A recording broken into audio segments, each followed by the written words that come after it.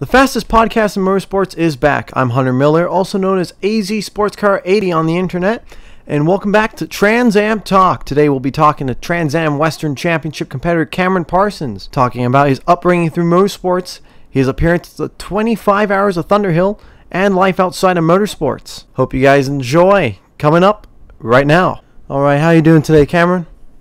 Yeah, doing good. How about yourself? Not too bad on this end. Thank you very much for your time. I greatly appreciate it. Yeah, it's awesome being here. Thank you. All right. So for anyone who's listening that's new to TransAm, and how would you describe the TA2 series or TA2 class? TA2 in the TransAm series, cut and dry, is, in my opinion, one of the best racing series in the U.S. I'm a little biased because of my involvement in it, but there are a couple things working in its favor. It's full of cars that are very, very close to each other. Running 500 horsepower, 2,800 pounds, tube-frame chassis, so they drive like a real race car should. But part of the appeal is that compared to other types of motorsport, it's pretty low budget, which means it's more accessible to all kinds of drivers. So when you get like really talented drivers that are handicapped by budget and can't race some other upper tiers, TransAm kind of opens up the doors to them too. So we've got a broad mix of drivers. We've got some really fast ones on a level playing field with some really fast cars. So, I mean, the formula just makes for a really cool show for the fans, a great experience for the drivers driving these powerful cars without any assists on top of that. So it's a raw, true to form race car. I know I've heard that, what is it, TA2 car goes for like, what, 70 to 100,000, I think? They have gone up in price a little bit, so you can definitely find them on the used market, 70 to 100, no problem. New, you are starting to push about 140, 150 if you're buying a turnkey car kind of from the builders. But what's cool is that these cars are so modular that they actually can, you can buy them in pieces. You can buy kind of a kit with the frame and the body and kind of buy pieces as you go. And so, of course, if you do all the labor yourself, you can actually save a lot of money too. Yeah, one of the biggest things TransAm has going for it, because when you look at like GT racing, it's like $500K for the car. You know, if you try to go out there run a full season of, say, IMSA or something, you're running, I think I've heard about 3 to 4 million. Yeah, exactly. I mean, racing is not cheap no matter what. So I always have to add the disclaimer that, TransAm TA2 is relatively affordable. But when you compare it to all the other pro racing rinks, it's definitely the most approachable one out there. Now, I know you're in an interesting point of your career, I'd say. You just sold off your car recently, right? I know. It's painful. My car found a new home just about a week ago, so I'm kind of in between rides at the moment, trying to figure out what I'm going to do for next year. I know you also are right now one of 7 finalists for the IMSA Driver Diversity Program. I think that's what's called. Yeah, so that's one of the things. That's one of the forks in the road that I have at the moment. So with all that's been going on with me lately, my car is on the older side, or was on the older side. It was a 2013 chassis and a motor that was 6 years old, which is kind of unheard of in the series when people are building them manually. So I decided, okay, it's time to move on from this car and look into other options. One of the options being a return to TransAm TA2. But as you mentioned, now I'm a finalist for IMSA's Diverse Driver Development Program, which is supporting hopefully me, but there are 6 other finalists that are all going for the scholarship deal to catch a ride in IMSA, be it in the TCR class or GTD. Kind of depends on what sort of program we can also bring to the table. So yeah, it's kind of an in-between moment for me right now. So the off season, as they always say, there's no such thing as an off season. We're always busy trying to figure out what's happening next. So your entire time in TransAm West, rookie season 2020, first start 2019, right? Yeah, we had a couple.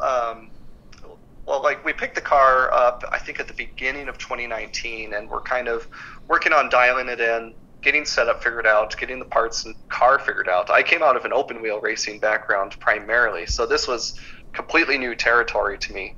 So we spent most of 2019 dialing things in. We did a couple races that, for the most part, did not go great for us, except for the very first one where I took the checkered flag, where I had mechanical issues in practice and qualifying, so started at the back and then battled for second and finished third. So that was a great kickoff to things. So we're like, okay, I think we've got the car figured out. And so we took that into 2020, where essentially we earned the Rookie of the Year. So yeah, we had a good start with it. But you got to be on top of these cars when you're racing at that level. When people are showing up with the fancy, shiny new stuff, you got to keep up with the Joneses and keep your car up to snuff and up to date as well. So that was part of the reasoning for dumping this car. It was just getting old, and it was time to refresh equipment. Yeah, I'm not going to lie. When you say it was a 2013 chassis, I thought that was surprising, because that brace almost puts it to the debut of TA2 in 2011. So that's yeah. pretty historic by today's standards. Yep, it goes pretty far back. And I mean, the cool thing about these cars is that they're actually very durable, and they do stand the test of time pretty well. So this was, the car that I was running was a Howe Race Cars chassis. And honestly, the chassis was still straight. There were a couple tweaks here and there on like the front and rear clip where we had to replace things.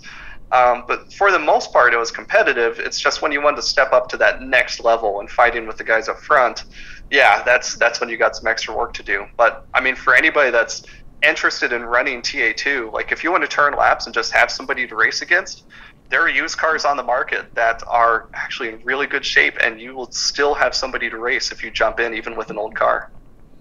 Now, it doesn't matter what series you're running, being an owner and driver always presents unique challenges. Some drivers, well known throughout the world, you look at NASCAR, you got guys like Bill Elliott, you got Ricky Rudd, and TransAm, you have the somehow always successful Paul Gentilozzi. But what are some of the challenges, especially you coming in as a family team, just you and your father, I think I've read, right? Yeah, it's kind of the coolest part and the biggest struggle of trying to make it in racing. It's always been a small operation. Like you said, it's been me and my dad. Lately, it's me and my dad and our friend Terry for extra crew help. It's really cool because on the plus side, I've got my hands in everything that's going on with this team and with this effort.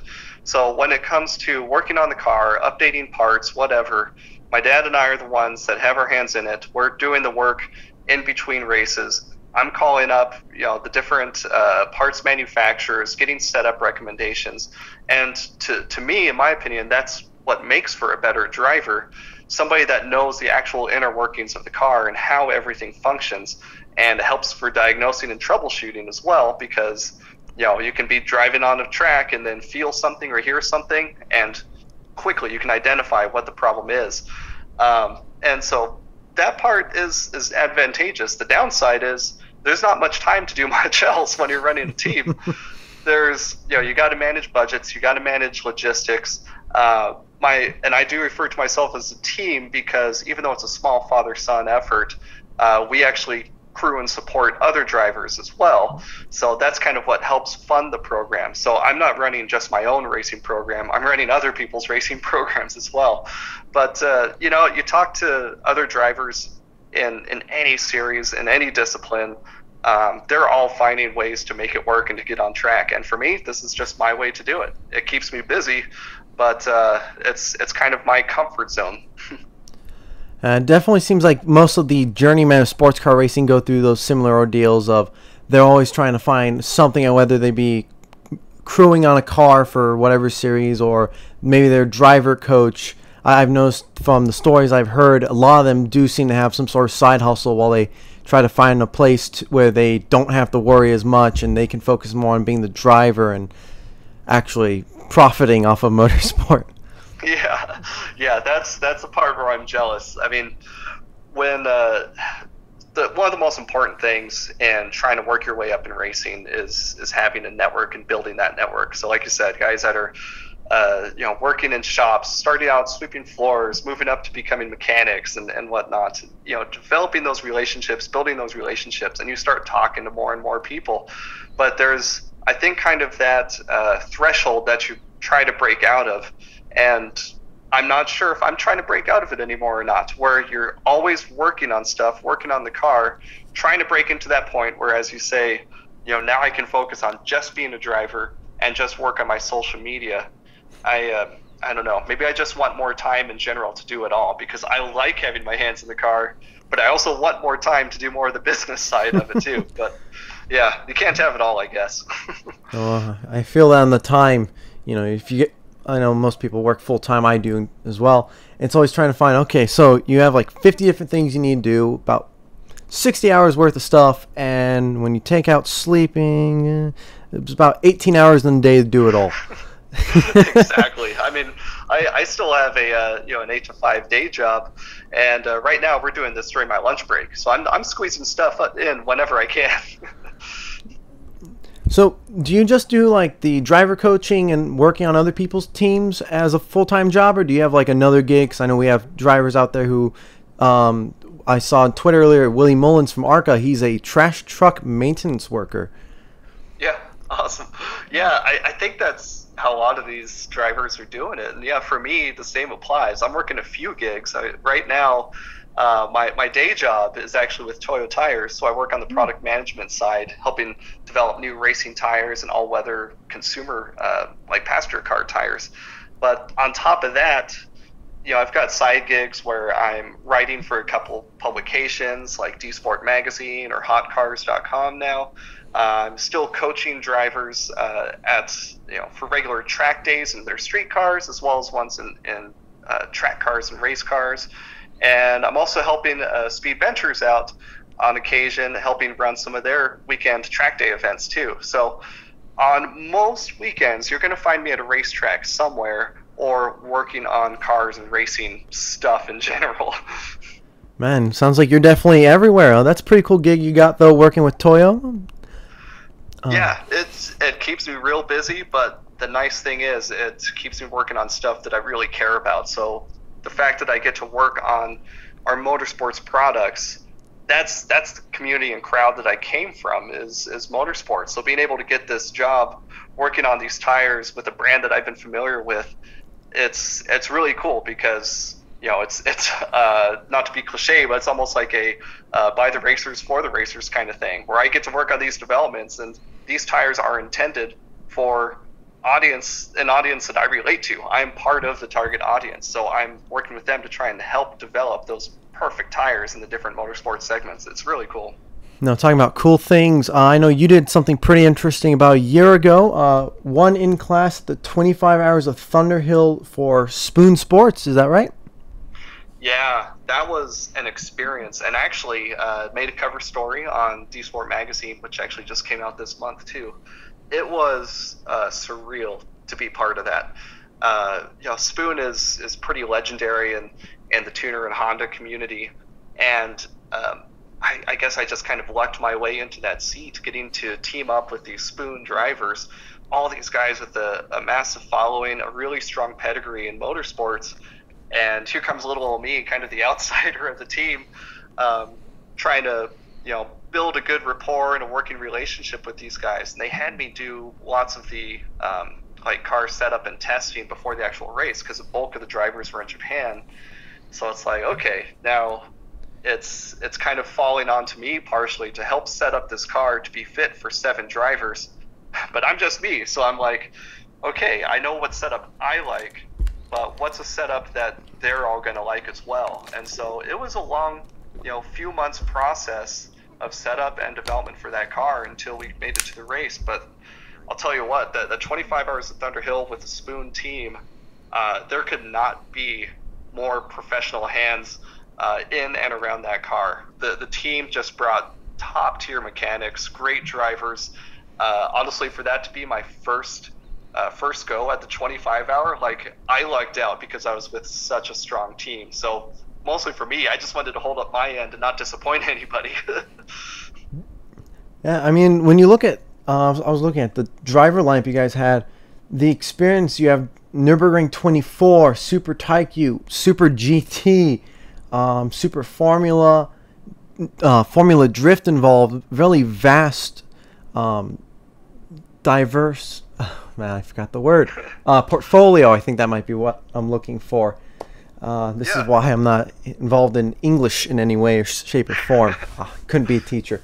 But just the absolute rank of all these drivers, and for them all to come to this grassroots endurance race, I thought that was pretty cool, just how it must have all come together. Yeah, and how the heck do you set up a car for drivers with that diverse of experience? That was the weird thing. And on the U.S. side, during all this preparatory testing and setup and everything, mostly we were splitting it between myself and Dai Yoshihara and Aaron Wong. Like, us three were stateside, and so we had the other 4 Japanese drivers. They did not show up until I think the day before first practice of that weekend at Thunder Hill. So, we were kind of working with our combined experience, just how's the car feel to you? How's it feel to you? And we all talk a lot, met a lot, make sure that, can you give up this to make the car more drivable in this aspect? I mean, at the same time that we were setting up the car, I was driving a time attack car for this guy, Andy Chen, who runs Remark, kind of an exhaust and wheel and parts company that focuses on lots of Japanese imports. And so I was running also an FK8 Civic Type R for him while we were setting up this spoon car. And the Remark car that I was driving was super oversteery. It was the way that I like to drive a front-wheel drive car. I want to be able to just kind of huck it into a corner, let the back end just rotate on its own, and then plant the throttle in a straight line on the way out. And I think that what I look for in a front-wheel drive car is probably a lot looser than what others would prefer. Maybe even looser than what Dai would prefer, even with his drifting experience. So we kind of had to meet and talk about all this stuff. Like, okay, how would you set up the car? And I would say, well, it might be a little excessive on the oversteer front, but I can learn to drive it if we dial that out to make it more drivable for you guys. So we had a constant communication and rotation of drivers as we made little changes here and there until everybody was comfortable with it. Now, since like you said, the 4 Japanese drivers weren't there until, before first practice, did you guys have any idea of what kind of driving style they preferred and what setup adjustments might work for them before they got there? Or did you guys just start getting that sorted out as soon as you guys hit the track? Well, what was cool was even though me, Aaron, and Dai were stateside setting up the car, we had some experienced engineers behind us as well. So some of these guys had worked with Dai before, and some of the engineers on the background have also worked with the drivers from Japan before. So I think they were able to kind of work as our guide along the way in kind of interpreting our feedback and our analysis of how the car was handling and kind of taking that in consideration for how they would set up the car. Like, okay, with what sort of setup we've got on the car, with really hard springs on the back and real stiff sway bar and all this, they could probably just look at the setup and look at me and be like, okay, Cameron likes a really loose car. So-and-so from Japan, they might not be as big a fan. So, we kind of had their guidance along with it because they were kind of working as an intermediary between all the drivers. So, awkward segue right here. So what was it like going from, you said you had open wheel experience. I believe I'd read you had done Skip Barber driving school in 2008, graduated to Formula Mazda. What was it like going up through those ranks in open wheel cars and then, going over, shifting to full-bodied, full-fendered cars like you see in TA2 and that Civic in the E0 class? Oh, yeah. That was a really weird transition. So I got my start, with getting my license through the Skip Barber school, and then really the foundation of like my current racing career really was planted in the Formula Car Challenge series, which is a West Coast-based series that focuses on Formula Mazda, the Pro Mazda car, and now they're doing lots of work with the F4 and F3. It was such a great starting point to kind of kicking everything else off. So I had a few years in Formula Mazda getting comfortable in that.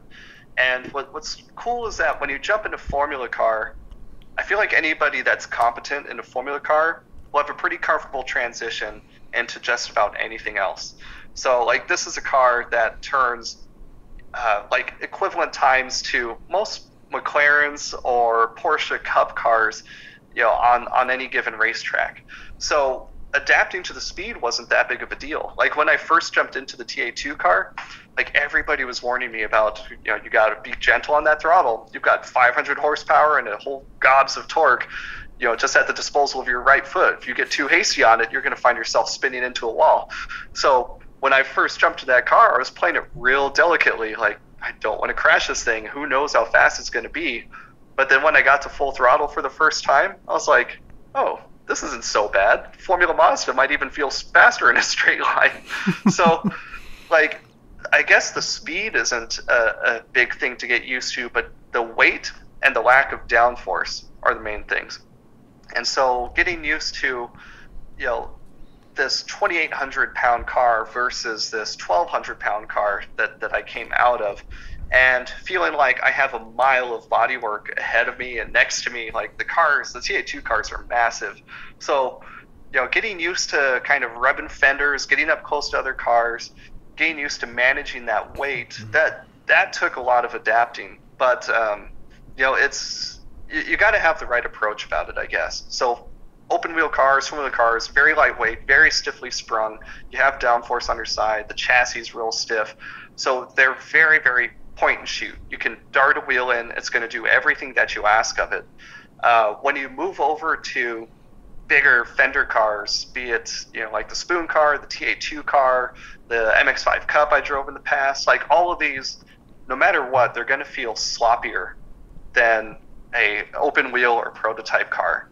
And you have to be even more mindful about the weight transfer. How are the shocks responding to my inputs? Where am I putting the weight, and where am I putting the grip, available grip on the car every time I turn the wheel, get on the brakes, get on the throttle, whatever? And how am I setting up this corner? You have to start finding that balance or divide of how much should I straighten out this turn? How much do I need to shorten the radius of this? How much do I need to shorten the distance? How early do I need to get the car straightened out to get flat on the throttle? And you're kind of balancing all these different elements depending on what car you're driving in order to find the fastest way through. And sorry, I think I'm babbling a little bit on this. I can go forever on these details. Oh, that's actually the most fun stuff to hear from a driver's point of view. All the ways you tackle the corner to both increase the efficiency of your car, the wear and tear, but also make sure that you got handling perfectly fine, your sacrifices, where you give, where you take. That's all actually really fun stuff to hear that I feel like doesn't get seen as much on broadcasts anymore as they used to. The talk of just the technique of motor racing itself. You go out there, you play a video game, you think, oh, this is easy. Most people throw on Need for Speed, they're like, oh, I can do it, and then comes to get into the actual car and whole new ball game. Yeah, I think my approach is a little bit different from others because there are some drivers that I don't know how they do it. They just jump in, fly by the seat of their pants, and they just go for it, and just they throw it into corners, and they're good.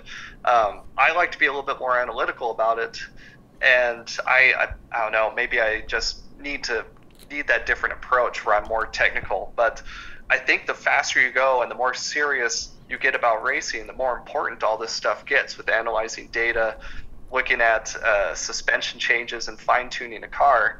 And yeah, you're right. That's a part a lot of people forget or ignore. So that's just the ability to get heavy on the throttle and being real aggressive on the controls. That does not make you fast. What makes you fast is having an understanding of what the car is giving back to you and what the car wants to do.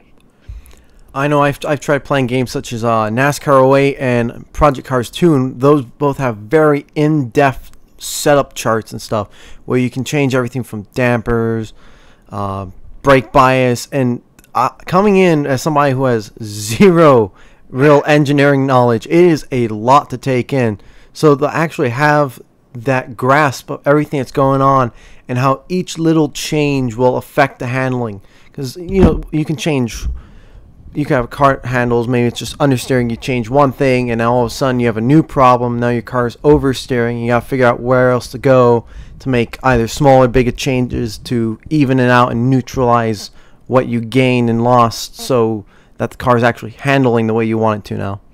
Yeah, Yeah, one of the most fun things is, finding a setup, and it can be really hard. You have to be really comfortable in the car, and you need to focus on, as long as time permits, make on one change at a time to figure out how each change affects the car and how it affects lap times and how it affects drivability, because sometimes those two aspects might diverge from each other, and it's a lot of fun trying out different setups with other drivers too, because I've done tire tests, I've done setup tests with some drivers where we'll make a change, a slight tweak here and there, or don't make any change at all, and bring the driver back in and say, okay, what do you think?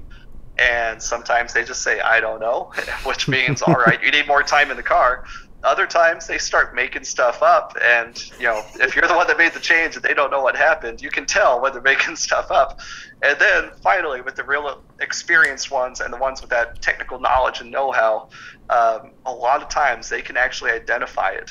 You might make a change to make a car behave a certain way under braking and turn in for specific corners at a certain track, and they'll come in and you can tell when their thought process is kind of orbiting around the same aspects of the braking and handling that you are setting the car up for. And so that's when things start to really come together, and you've got a good driver on your hands that you can really set up a good car with. So now we know that you've grabbed a lot of mechanical and racing knowledge throughout your time in motorsports. What brought you into the world of motorsports? Was it something that you're interested in, went to your parents and they brought you in first, or was it like your dad had roots to it, so you were able to actually jump in from the world of motorsports? Yeah, it's a touch of both, really. So, like my grandfather was an excellent mechanic. He actually worked as a diesel mechanic for a number of years, and so he was really good with the wrench, but he had no interest in making any car faster.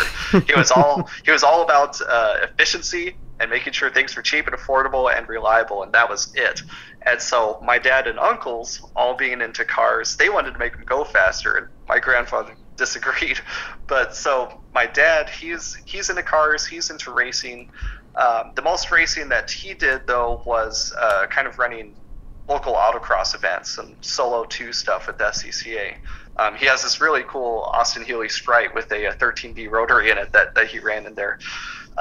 So still, when he introduced me to the world of motorsports, it was a very new thing for both of us to really get involved in, because he didn't really run in the circles of pro racing or anything like that. It was more just autocrosses and dodging cones. But I was doing go-karts on the path to move up to stuff that I'm doing now. So there is that interest in cars, but with how far we're into racing now, we are still learning pretty much everything as we go. So you went from go-karts for a couple years and then into Skip Barber, or was there another step or two along the way? No, I jumped right in. So I started in go-karts when I was 11. I started at the local Kerman Kart Club, which is now, I believe it's Central California Kart Racing Association, if I remember right.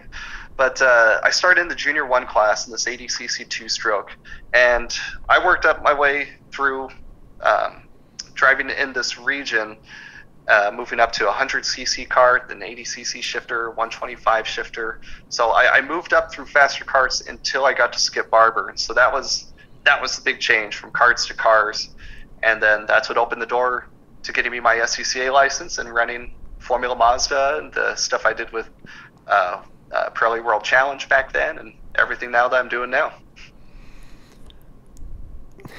Man, I gotta start looking on the internet a little harder. I didn't know about the MX5 World Challenge stuff you did. I couldn't find that in the. I thought the third turn would be a pretty good oh yeah, statistical. So those were a cool couple small projects that we did. So at the time, I was working full time for D Sport magazine, and we had a really good relationship with Mazda there too, and it helped too that I was just over in Irvine, Mazda was over in Irvine in Orange County, and D Sport magazine was based in Fountain Valley, so we got to pay visits and see them and check out Mazda events and everything. But I came in, of course, from a background in racing with a racing license, working for a magazine, which opened up some cool opportunities to do some joint projects together, where we got to get some really good coverage of Mazda race cars, as well as what was back then the Pirelli World Challenge Series, now SRO, TC America, and GT America. So we got to do a couple projects where I got to race the B-Spec Mazda 2, while B-Spec was still a class in World Challenge, as well as the MX5 Cup race car. I think that was the ND1 back then, when it was a slightly lower power 8-panner gearbox, but that was a really, really cool experience to get to take part in those. Wow, that's pretty fun. I know World Challenges definitely changed a lot into, I believe it's just GT3 and GT4 if it's GT America, right? Something like that. Right, for GT America, yeah. So it's interesting because SRO's kind of I don't want to say split in two, but there are two kind of separate focuses or different paths you can take. So like I said, GT America, and then there's still TC America that has the focus on touring cars, like the TCA class, and then the TCR cars, those kind of hot hatches, those 350 horsepower front wheel drive things. Now I know we're starting to run a little bit low on time, but I figured, we've spent a good amount talking about racing, and everybody needs a break from work. So what do you usually do when you're not at the track? When not at the track and when I'm not working, it's a mix. Music, video games, actually a lot of both whenever I get a chance to. So yeah, I play guitar, play piano, learning drums, and then yeah, I've been a PC gamer for just about all my life. I try to get caught up on some of the Xbox and PlayStation games when I get the chance. So yeah, a lot of time of those whenever I do get a chance to actually rest. So when you do music, what kind of genre do you move into most? I assume with piano, drums, guitar, I'm assuming rock. Is there any specific form of rock that you play, or any other genres you're really into? Rock fan, indie music fan. So I don't know, if you look at the Sirius XM channels, I'm all about 34, 35, and 36. XMU, grunge, alternative, and that stuff. I still like my share of like electronic and chill beats. I play with drum machines and all that a lot.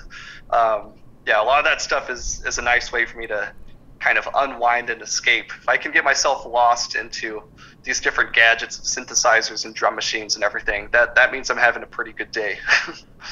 And how long have you been playing music for? Oh man, so I'm 34 now. I started piano when I was 8 years old. So I've been doing that for a while. I started picking up the other instruments around high school, college age.